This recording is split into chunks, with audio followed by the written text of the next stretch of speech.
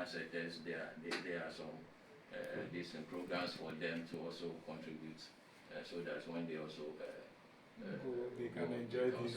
Wow. Yes. Wow. Then the right to equal educational opportunities and facilities. They're coming to be on the FQ, and then it is free SHS. They are all avenues so that children also enjoy their educational rights. Wow. Then the right to enjoy, practice, profess, and also promote our culture.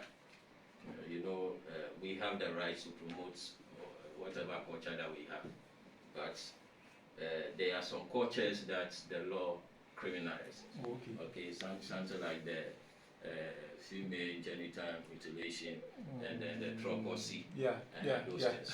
They are now obnoxious, and the law francis on some of these things. So these are some of the rights when it comes to the economy, social and cultural rights.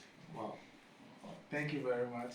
So as you've listened to our municipal director, when it comes to economic, social, and cultural rights, these are some of the things we have to enjoy as citizens of Ghana.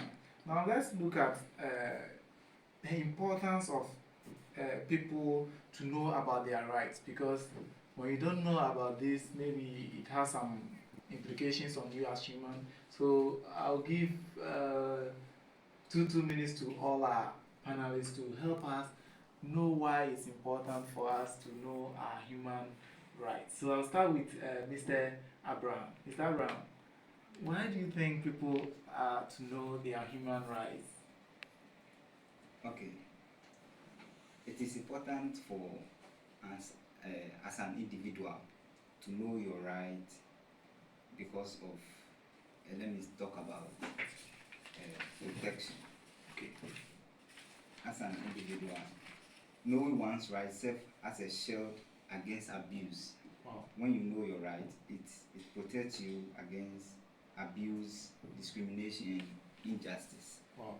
Wow. So this is what I can say about as an individual knowing his or her right. Well, thank you very much. So as he said, if you know your rights, it protects you against abuse. Wow, that's powerful, yeah. So Mr. Bosman, please will you help us with some other one, Okay, so thank you very much.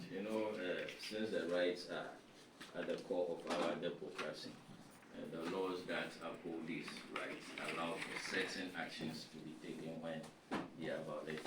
Okay. So knowing your rights can help you identify situations of discrimination, abuse of power.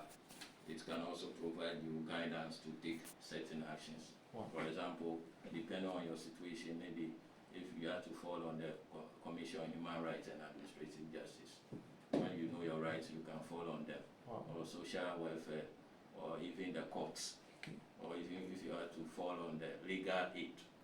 So this, knowing your rights, will help you to also guide you. Wow. To address your situation. Okay. So Mr. Abraham, please, can you also help us with one so that we move on? Okay, share this one. Sure. I quite remember back in SHS, yes, when we were in secondary school, our seniors would take roll calls and they'll wake up us at night and check these roll calls. And you see, they will punish us during the night. So I felt like, because the rules and regulations in our school stipulated that we should go to bed 10 p.m. and wake up 5 a.m. So I was finding it quite controversial. I didn't really understand what was going on. So I took the case to the senior housemaster, and since then up to now, such as it has not been repeated in the school again. Oh, okay. When you are better equipped with when you are aware with your right and better equipped with it, you are able to advocate for not only your right but the right of others. You challenge injustice. You are able to demand accountability from those who exercise power. Good. So it's very important as an individual to know your rights. So I would say it's a privilege for you joining tonight's program because you are equally understanding your rights and knowing where to start from. So from henceforth, I know if somebody tries to abuse your right, you know what to do. And before we finish today's program, you know exactly what to do anytime somebody tries to infringe on your right. All right. Then, please, can we know, because there are some instances, or we want to know some of the things that shows that our rights are being infringed upon, because sometimes some of the acts we might not even know that it is our rights that people are trying to take from us. So what indicates, or how can we know that this is our right and somebody is trying to take it from us? How can we do that? So Mr. Bosman, please help us start this one. Okay, thank you very much. I think we even throw light on some of the rights that we have. Sure. So, having today learned the right that we have, if some is taken away from you, we can also take a step to also make sure that it's not abused. Okay. For example, maybe something like when you come to like the NCC, we have a CBA, that is collective bargaining agreements. So it's like your rights is there. For example, when you are transferred, you are supposed to be given 3 months so that you can prepare yourself. But if it's immediate, then you know that no, my rights have been infringed Wow. upon, Wow. then that one. Wow. So these are some of the circumstances. Then also when maybe probably somebody is arrested, you know the law says you can't keep the person in custody more than 48 hours. So once you know, and maybe probably it's more than 48 hours, then it is a red flag that no, your right has been trampled upon. Then you also have to take steps to also address it. Okay, that's good. Okay, so sometimes the government also takes some rights from its citizens based on some of their actions and inactions. And when this happens, we all understand that we've agreed on the 1992 Constitution to be used to govern the state. So they take some articles, some of the tools in the Constitution to help take these people or make these people pay for what they've done. Please, when can the government or any institution take the rights of an individual?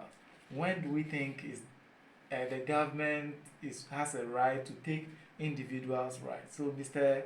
Abraham, when do you think the government can take an individual's right? Okay, the government can take the right of individuals or an individual when there is the state of emergency. Okay. So in a country where or during times of war, Okay. the president or the state can declare state of emergency. In that case, an individual right can be taken. Okay. Wow. Wow. Wow. That's good. So it means if there is any chaotic condition in a particular place, the government can decide to take the rights of the people in order to protect them. Is that what you are trying to say? Yes, please. Oh, that's good. That's good. And also, Mr. Bosman, please, what do you have to say on this? Oh, okay, so thank you very much. Even when we take this our schools, the SHS, you know.